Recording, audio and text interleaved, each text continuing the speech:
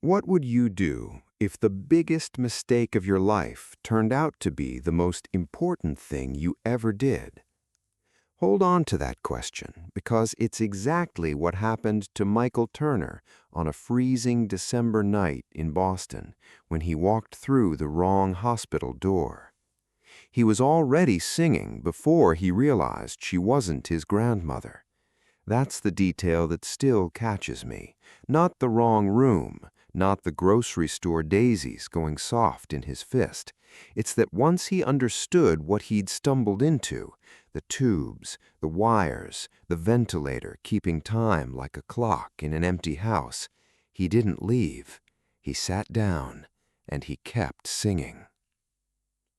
December 14th, 2024, Massachusetts General Hospital, Boston. The fluorescent lights in the ICU hallway buzzed like a jar of trapped hornets nobody had bothered to put back on the shelf. Michael Turner, 36, a hospital janitor and single father, stood in that hallway holding a small bunch of grocery store daisies. He'd promised his kids he'd stop in on their great-grandmother every night after his shift. He was a man who kept his promises, even the small ones, especially the small ones, because in the 3 years since his divorce, those small promises were the scaffolding holding the rest of his life upright. He pushed open the door to what he thought was room 412. He stopped cold. It was room 410. The woman in the bed wasn't his 78-year-old grandmother. She was young, maybe 35, blonde hair fanned across the pillow like it had stopped fighting. Her skin was pale as the china only brought out on holidays. Tubes, wires, a ventilator breathing for her. Hiss, click, hiss, click, steady and indifferent as a metronome. No flowers on the nightstand, no cards, no photographs, just white walls, white sheets, and a machine doing the living for her. Michael stood frozen, daisies in hand, coat still damp from the parking lot. He almost backed out. Quietly, he almost did. Then he noticed her hand resting on top of the sheet, alone. The way a hand looks when it's waited a long time for something to hold and has quietly stopped expecting it. Michael knew that particular kind of alone. He knew the silence of an apartment after a divorce, the kind so heavy he'd leave the Weather Channel running just to hear a human voice. He knew what it was to lie awake listening to his children breathe through the wall, relieved they were close, gutted by how quiet everything else was. He knew what it felt like to be in a room with no one else in it. He set the daisies on the windowsill, lowered himself into the empty chair, and in a voice that was rough, untrained, and trembling just slightly, he began to sing, "You are my sunshine, my only sunshine." He didn't know her name. He didn't know she owned the very building he mopped every night. He didn't know she'd been lying in that room for 7 straight weeks and that not one person had come to sit beside her. She had heard everything except a voice singing to her, until now. What happened when the night nurse walked in and found him there is where the story takes its first real turn. Nurse Grace had worked ICU nights for 6 years. She'd seen plenty come through those doors, panicked families, exhausted residents, one deeply lost food delivery driver who had no business being on the 4th floor. She had never once walked in on a janitor singing. She stood in the doorway, clipboard against her chest, and just listened for a moment. His voice wasn't remarkable, a little rough, like hardwood floors that need refinishing but you love too much to change. Still, something in it made her stop. It felt less like music and more like company. She cleared her throat gently. He startled so hard the daisies slid off the sill. He caught them just in time. "I'm sorry," he said, coloring. "Wrong room. I didn't mean to intrude." "It's all right. Grace said softly. "Your grandmother is in 412, 2 doors down." She glanced at the woman in the bed, her voice dropping. "This is Elizabeth Hayes. She runs Hayes Medical Group, owns this hospital and 3 others across the state. Car accident, 7 weeks ago." A pause. "Not one family member has come." Michael looked at the hand resting alone on the sheet. 7 weeks, he said. Not a question, just the weight of it. He went and saw his own grandmother, sat with her 40 minutes, listened to her complaints about the hospital jello, and drove home through the Boston cold, where a permission slip waited on the counter under a ketchup bottle, and his son Ethan had fallen asleep on the couch, blue crayon still in his fist. He tucked them both in, stood alone in the quiet kitchen, refrigerator humming, radiator ticking, thinking about a hand resting alone on a white sheet. 7 weeks, not one visitor. He thought about the night his daughter Ava spiked a 103-degree fever, and he'd sat on the edge of her bed in the dark for 4 hours, just being there. She'd woken up and told him, "I knew you were here, Dad. I could feel you." The next evening after his shift, he went back to room 410, and the evening after that, and the evening after that. He started with Beatles songs, "Here Comes the Sun," then Simon and Garfunkel, then quiet hymns from his mother's small Baptist church, where the choir was 3 women and a man named Gerald, who mostly came for the potluck. He talked to her the way you talk once you've run out of reasons to be guarded. He told her about the divorce, about raising Ava and Ethan on a janitor's salary, about learning to braid hair from a YouTube tutorial at 11 at night, about standing in the cereal aisle for 10 minutes because Ethan had strong opinions about box color. He told her about the Tuesday morning he'd sat in a fogged-up truck in the hospital parking lot with nowhere left to go. "That was the loneliest I've ever been," he told her, "just sitting there while the windows went white." He looked at her still face.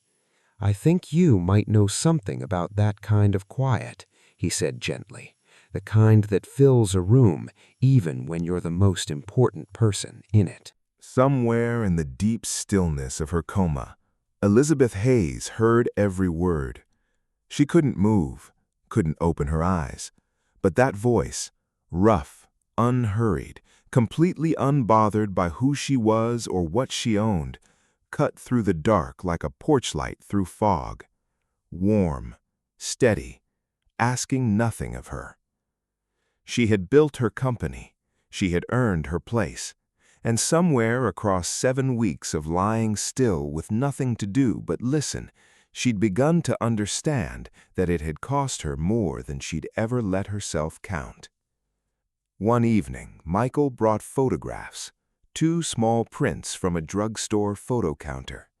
He propped them against her water pitcher. "That's Ava, she's 8, he said, smiling.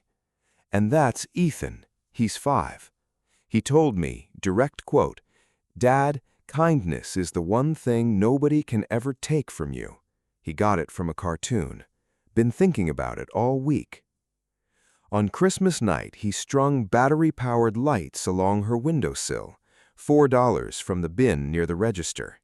Ava had helped him pick them out, very seriously, the way 8-year-olds get serious about things that actually matter. He taped up a drawing she'd made, a tall man singing to a woman in a bed, little stars scattered around the window, and underneath, in careful looping print, "For the lady who is sleeping." "You are not alone," he told her quietly, "and I believe, I really do, that kindness finds its way back to us somehow, eventually." Nurse Grace found him there at 10 o'clock that night. "Her vitals improve every time you're here," she said. He was quiet a moment. "Does anyone else know I come?" "Just me," she said, "and her." But what Elizabeth had been absorbing, every song, every story, every honest word, was about to change both their lives. Because on January 11th, Something happened the medical team would later struggle to fully explain. Her finger moved. January 11th, 28 days after Michael Turner first walked into the wrong room.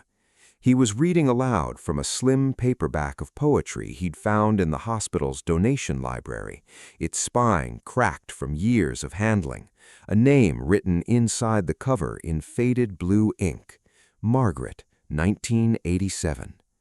He read slowly, the way you read when you want someone to hear the meaning and not just the words. He was halfway through a Robert Frost poem when he nearly missed it, the smallest possible movement. Elizabeth's right index finger curling slightly against the sheet, like a hand reaching for something it had forgotten it once held. Michael stopped reading. He looked at her hand. He looked at her face. Her eyelids were moving. For one long, suspended moment, he didn't breathe, didn't call out. He just sat there, poetry book open in his lap, the room holding its breath around him, watching something come back from very far away. Then he was on his feet, out the door, calling down the corridor at a volume that had completely abandoned indoor manners. The doctors used the word remarkable, carefully, the way doctors use words when the chart says one thing and the patient says another. Her neurological response was stronger than projected. Her cognitive function, early indicators suggested, was largely intact. One attending physician, who looked like she hadn't slept since October, stood in the doorway after the assessments and said quietly, to no one in particular, 7 weeks. She shouldn't be this coherent. Nurse Grace, standing just behind her, said nothing. Her eyes drifted to the little battery-powered lights on the sill and the crayon drawing taped beside the monitor for the lady who is sleeping. She had her own theory. She kept it to herself. 2 days later, the room was quiet again. Michael came after his shift, same as always, sat in the chair with the wobbly left leg he'd started bracing with his foot without even thinking about it, the way you stop noticing the creaky stair. After a while, he said hello to the room the way he always did, and then, in a voice like gravel and rust, slowly remembering how to work, she spoke. "You kept singing." Michael went completely still. Her eyes were open, blue, sharp as a January morning, fixed on him with an intensity that made him feel briefly like he'd wandered into a board meeting in his work uniform. "Every night," she said, slower, making sure the words were real. "I heard all of it. I didn't know if you could.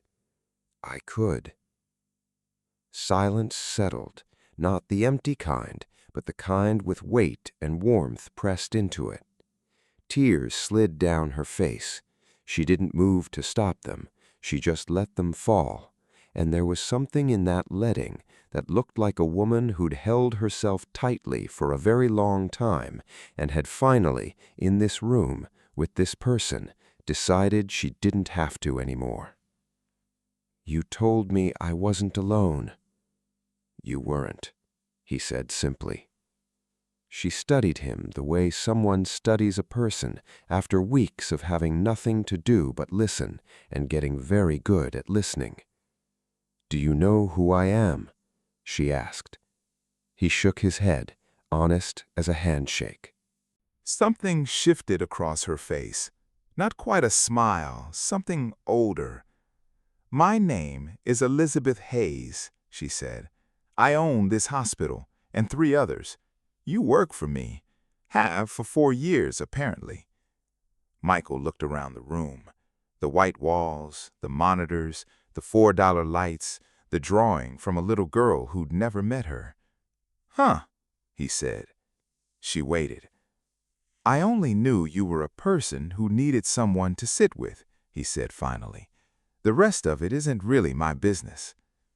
She cried then, the kind that's been locked behind a door for a very long time, not from weakness, but from years of never having a room safe enough to put it down in.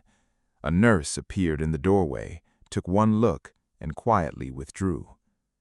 When Elizabeth composed herself, she looked at the crayon drawing on the wall. "Who made that?" "My daughter, Ava, 8 years old, never met you. She said the lady sleeping alone deserved some stars." Elizabeth was quiet a long moment. "I had a daughter who used to draw me things," she said finally. "When she was small, little houses, yellow suns in the corner, always smiling, the way kids draw suns, the way the world's supposed to look." She stopped, looked at her hands. "I used to tape them to my office window. She made them until she was about 10. Then she stopped." A long pause. "I was traveling that month, a conference in Chicago. I don't even remember what it was about.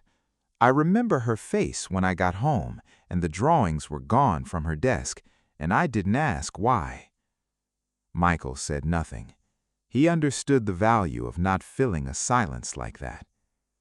"I kept telling myself there'd be more time, when the company was stable, when the next quarter closed, when the next deal was done. Then I'd slow down, then I'd be present." She exhaled slowly. "There was always another next quarter." "There's still time," he said quietly. "She came when she heard you were hurt. That means she hasn't stopped." Elizabeth looked at him. "How did you know she came?" "Because that's what kids do," he said.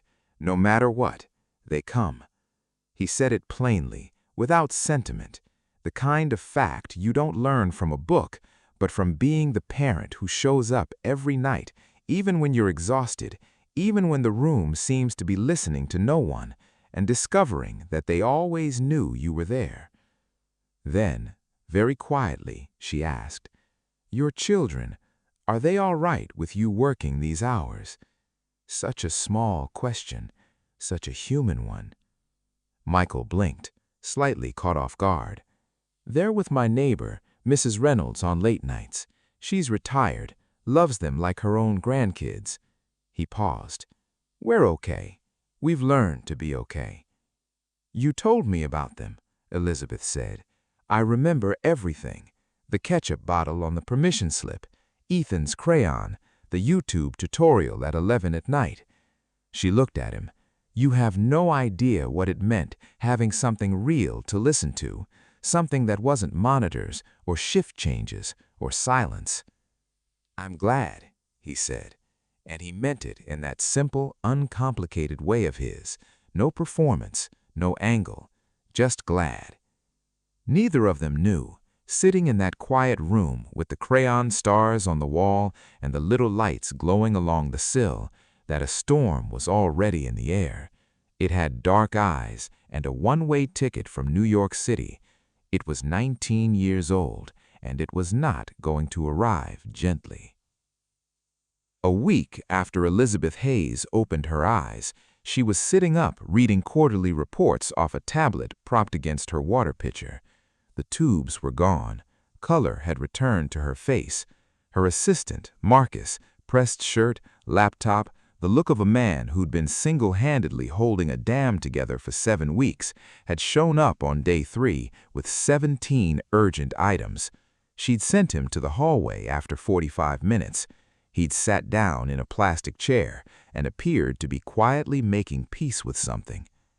She was healing fast. The staff said so with a careful wonder, as if the numbers told one story and the woman in the bed told another, and nobody was quite sure which to believe. But every evening, when Michael arrived after his shift, the tablet went face down on the nightstand. That had become the arrangement, without either of them ever discussing it. He'd sit in the chair, she'd set the tablet down, simple as breathing.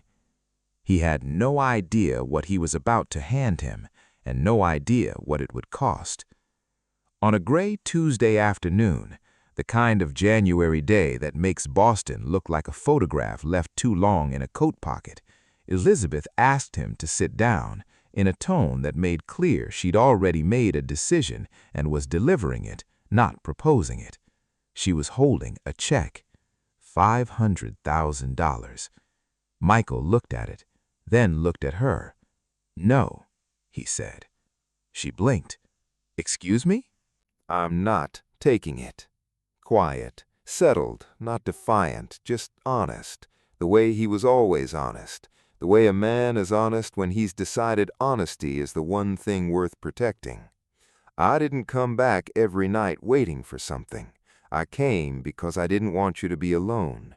The same reason anyone ought to do anything for anyone." A beat. That's all it was. Elizabeth sat with that. In 35 years, 20 of them spent in rooms full of people who wanted something from her, she had never once had someone turn down her money on the simple grounds of never having wanted anything to begin with. She didn't know what to do with it, so she called Emma. Emma Hayes arrived the next morning on the first flight out of New York. 19 years old, dark-eyed, sharp-jawed, carrying the particular self-sufficiency of a young woman who'd learned early that relying on people was a risk with unpredictable returns. She'd grown up mostly around housekeepers, tutors, a rotating cast of her mother's assistants who were kind but temporary, and a mother who was brilliant, driven, and usually somewhere else. She'd never exactly blamed her mother for it, but she had, quietly and systematically, learned to need very little from anyone, the way children learn things nobody actually teaches them. That when strangers show up caring about someone with money and power, it's wise to figure out why before deciding to be grateful. She got the story from Marcus first. The janitor, the wrong room, 28 nights of songs and stories, the check her mother had written, the man who'd turned it down. She walked into room 410 and looked straight at Michael. "Who are you?" Cold and flat as a January sidewalk. Michael stood up from the chair. "You must be Emma. Answer the question." "I'm Michael Turner. I'm a janitor here. I walked into your mother's room by accident 4 weeks ago, and I didn't want her to be alone. That's the whole story." "That is not the whole story." Her voice was controlled, and underneath it, just barely, the seams were showing. "Nobody comes back every night for a month for nothing. Nobody turns down $500,000 for nothing. So tell me, what do you actually want from her?" "Nothing," he said. "Nothing from her, nothing from you." Her chin lifted. "I'm going to have our legal team look into your record. I'm going to have you removed from this hospital. And if I find one thing, one detail that doesn't match what you're telling me, I'll make sure people know it." Michael's jaw tightened, his throat working. He looked at her, not with anger, but with something sadder than anger. Recognition. "I understand," he said quietly. "I understand exactly why you'd think that." He picked up his jacket, nodded once to Elizabeth, not to Emma, and walked out. The door closed. Elizabeth looked at her daughter for a long moment. "You were wrong," she said evenly. No anger, just the quiet certainty of a woman who'd spent 7 weeks doing nothing but listening and become very sure of what she knew. "Mom, I heard him for 28 nights, every song, every story, every word he said to a woman he believed couldn't hear him. I told him about his kids, his divorce, the morning he sat in a fogged-up truck with nowhere to go." Her voice was steady, her eyes were not. "That is not performance. That is a person. And you just treated him the way everyone in my world treats someone in his position, like he must be running an angle, because who would ever simply help someone without one?" Emma said nothing. "I did the same thing," Elizabeth said quietly, "for years, to everyone." She looked at her folded hands. "It is a very lonely way to live. I know because I lived it. And for 7 weeks I lay in this room with nothing to do but understand what it had cost me." Emma stood in the silence of that. Her face was unreadable, but her eyes drifted, almost against her will, to the crayon drawing on the wall, the tall man, the sleeping woman, the yellow stars drawn by a child who'd never met her mother, a child who'd drawn stars for a stranger anyway. Something behind Emma's eyes shifted, like a window painted shut that someone had finally pressed a hand against. She didn't say anything yet, but it was the beginning of something. That night, in his apartment, Michael sat on the couch, with Ava pressed against his left and Ethan asleep against his right. A movie his mother had recommended weeks ago played on the television. He watched it without really seeing it. At some point, Ava looked up at him. "Dad, you look sad." He pulled her closer. She smelled of shampoo and the faint ghost of crayon wax, his two favorite smells in the world, the smells of his actual life, the one that mattered. "I'm learning something," he said. "What?" "Doing the right thing and being understood for it don't always happen at the same time." Ava considered this with the gravity of an 8-year-old who's learned certain conversations with her father deserve her full attention. "Ethan says good people get misunderstood." Ethan is 5. He watches a lot of documentaries. Michael laughed, short, surprised, the kind that arrives one step ahead of tears and sometimes stands in for them. He pressed his face into the top of her head and held on. "Yeah," he said, "your brother's right." He sat there long after both kids were asleep, the apartment settling around him in its familiar way. Radiator ticking, refrigerator humming, the sounds of a home that was small and imperfect and entirely his. He thought about Ethan's hand around a crayon, about Ava taping yellow stars to a stranger's wall, about the kind of people his children were becoming. "I must be doing something right," he thought.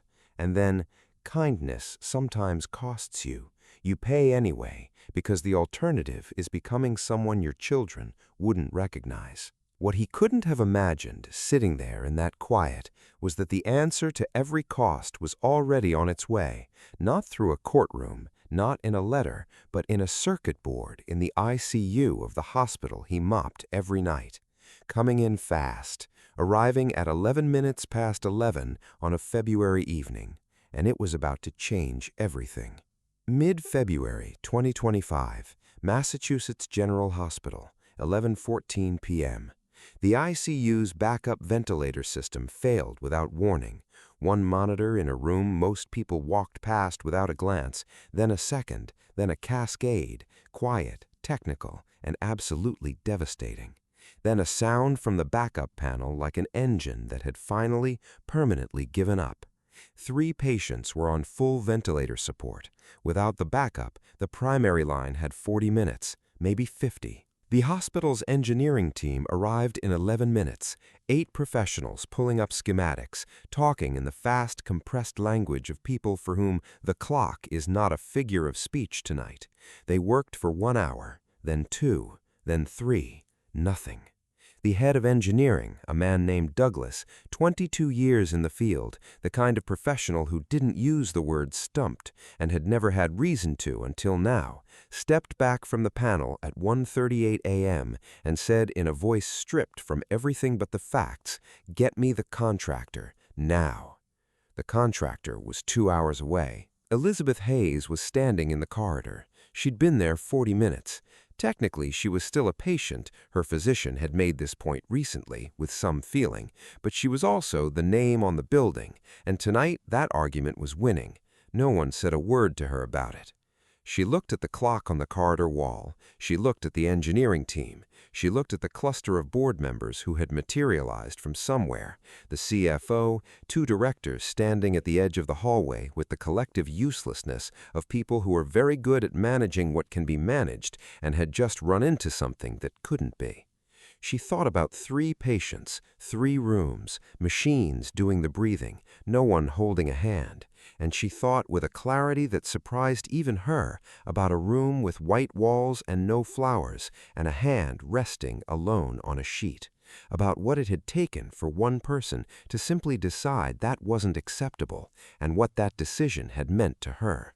She understood something now she hadn't understood before those 7 weeks. Being responsible for a building full of people didn't mean managing them from a distance. It meant knowing who was in the rooms. It meant knowing who was in the hallway. She looked down the corridor. There he was, Michael, gray uniform, hospital logo on the chest, pushing a supply cart toward the utility closet at the far end, working the overnight shift. He'd come back to work quietly, without announcement, without waiting to be thanked or vindicated, because this was his job, and this was what he did. He hadn't seen her yet. She started walking. "Michael!" He turned, took in the scene. Elizabeth out of bed, the engineers bent over the panel, the board members at the edge of the hall, the particular silence of a corridor where something has gone seriously wrong. "You shouldn't be out here," he said immediately. "You're still—" "Michael," she said quietly, "the backup ventilators are down. 3 patients. Engineering's been at it for 3 hours. He went still. "You've maintained the mechanical systems on this floor for 4 years. You've fixed equipment other people signed off as beyond saving." She looked at him with an evenness that had nothing of the CEO in it, and everything of the woman who'd spent 7 weeks learning to tell the difference between people who show up and people who don't. "You've seen what needs doing, and you do it, not for recognition, but because it's right. That's exactly what this moment needs." He looked at the cart, then at the corridor leading to the panel room. "Board 7, he said quietly. She blinked. "What?" "Same cascade pattern as the 3rd floor backup failure in 2022. The fault will be in board 7. It reads partially active, so the standard diagnostic marks it stable and moves past it." He paused. "That's where I'd start." She stepped aside without another word. He took 9 minutes. Later, Douglas tried to explain it to 3 different people and gave up each time. The fault had been hiding behind a partial active reading on board 7, exactly as Michael had described, in a configuration the automated system had passed right over. Michael looked at it for less than a minute, pulled a screwdriver and voltage meter from his cart, and worked with the steady, unhurried focus of someone who spent a lifetime fixing things because replacing them was never an option. The ventilators came back online at 1:54 a.m. The corridor went silent. Then someone started clapping. Then everyone did. Engineers, nurses, board members, even the CFO, who had once told Michael at a staff meeting to "stay in your lane, please," and now had the grace to look like a man quietly reconsidering something about himself. Michael set the screwdriver down on the cart. He didn't look triumphant. He didn't look like a man waiting to be seen. He looked like a man whose mind was already down the hall, in the 3 rooms where 3 patients were breathing steadily again, alone, with no one sitting beside them. He was wondering if anyone had thought to check on them. Then the door at the far end of the corridor opened. Emma walked in. And what happened next was something none of them had planned, rehearsed, or seen coming, not even her. Emma had come back to the hospital because she couldn't sleep. No epiphany, no sudden clarity. She'd been lying on top of the hotel covers, fully dressed, staring at a water stain on the ceiling that looked a little like the state of Florida. At some point, her body had simply stood up, put on a coat, and walked out the door. She didn't examine the impulse too closely.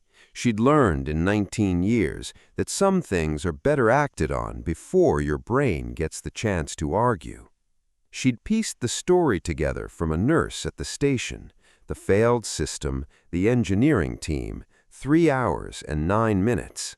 She'd walked to the corridor doorway and stood there listening as the ventilators beeped back online and the room broke into applause. She watched Michael set the screwdriver on the cart, watched him not take a bow, watched him look down the corridor toward the rooms, toward the patients, with the expression of a man whose first thought, even now, was whether someone else needed something.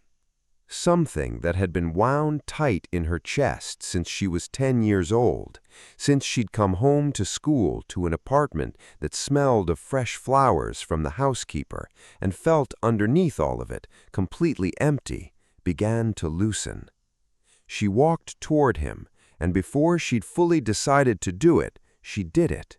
She went down on her knees right there on the corridor floor, in her coat, in front of engineers and nurses and a CFO who suddenly found something very interesting to look at in the other direction. "I'm sorry," she said. It came out fractured, not rehearsed, not shaped for an audience, just true. "I was scared, and I was wrong about you, and I said things that weren't fair. I'm sorry." Michael looked down at her. "Hey," he said gently. "Hey, get up, please." She did, unsteadily, and he waited, the way you wait for someone doing the necessary, difficult work of collecting themselves. "I've been frightened since the accident, 7 weeks of it, with nowhere to put it. And I've spent my whole life not knowing how to be scared out loud. She didn't teach me that one. She didn't mean to. She was teaching me to be strong." Her voice caught. "I just ended up learning to be alone instead." Michael looked at her a long moment. "You were protecting her," he said. "That's what you were supposed to do." "I protected her from the wrong person." "Yes," he said simply, "but you came back." She looked at him, then past him to her mother standing near the window at the far end of the corridor. Elizabeth had been watching. She hadn't moved. Emma walked past Michael slowly and stopped in front of her mother, and for a long moment neither of them said anything. The years between them filled the space, every conference in Chicago, every missed school play, every dinner eaten alone at a counter that seated two. "I kept the drawings," Elizabeth said quietly, "the ones you made when you were little, the houses with the suns in the corner. I kept every one." Emma's jaw tightened, her eyes going bright. "You never told me that." "I know," Elizabeth said. "I kept a lot of things I never told you. I thought if I gave you enough, the company, the tuition, the apartment, it would be the same as being there. That it would be enough." She stopped. "It wasn't." "No," Emma said. "It wasn't." And then Emma put her arms around her mother, carefully, as though the woman might break or might disappear, both of which had recently seemed possible. Elizabeth held on with the grip of someone who'd wanted to do exactly this for a very long time and wasn't sure she'd been allowed to. Michael stood at the window and looked out at the harbor lights and gave them the moment. Later, when the corridor had cleared, the engineers had gone home, and Marcus had finally been permitted to answer his emails, Elizabeth came to stand beside Michael at the east-facing window. "I need to tell you something," she said. He waited. "When you sang to me that first night, before you knew my name, before I could offer you anything, or open my eyes, or even thank you," she steadied herself, "no one in my adult life has ever simply stayed, not without wanting something back, not once." "I know," he said. "I could tell, even then." "I fell in love with you," she said simply. "Somewhere in those weeks in the dark, listening to your voice, I fell in love with who you were when you thought no one important was watching." Michael looked out at the harbor lights moving slowly through the dark. "I've been alone a while too," he said softly, "longer than my kids know." She reached over and took his hand. He looked down at it, her fingers in his, and something in his face settled, the way a room settles when someone finally comes home and turns on the light. March 15th, 2026. The hospital garden. Nurse Grace had helped string lights through the bare branches of the ash trees along the path, the same battery-powered kind, $4 a strand, because Elizabeth had been specific, and Michael had laughed and said, "Of course you were." The chairs were filled with hospital staff, board members, Michael's mother, and in the front row his grandmother, finally released from room 412 in her good wool coat, hard candy in her pocket, already crying before the first note played. Ethan walked first, small suit, the expression of a 5-year-old enduring formal wear on the solemn promise of a very large piece of cake. Ava walked beside Elizabeth, holding her hand. Halfway down the aisle, she announced with full confidence at a volume that easily reached the first 5 rows, "Now you're our mom. I've been practicing songs for whenever you're sad. I want you to know I'm much better than Dad." The garden laughed, then cried, then laughed again, the way people do when something is so right and so true they can't decide which response fits and offer both. Michael, standing at the end of the aisle, pressed one hand flat against his chest for a moment. Still there, all of it. That night, after, kids asleep, house warm and quiet, the last of the wedding lights still glowing softly on the kitchen table where someone had set them down, Elizabeth rested her head on his shoulder. "During those 7 weeks, you were the only thing that made my heart feel like it still belonged to me. Not the machines, not the hospital, you, your voice, your children's drawings, the way you said goodnight to a room you thought couldn't hear you." Michael smiled. He pulled her close, and softly, in the dark of a house that was no longer too quiet, in a room where no one was alone anymore, he sang, "I am your sunshine, my only sunshine." A single father walked into the wrong room.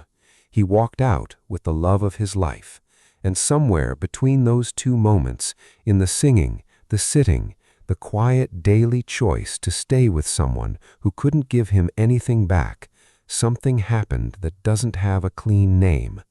Something that looked from the outside like a mistake. It wasn't.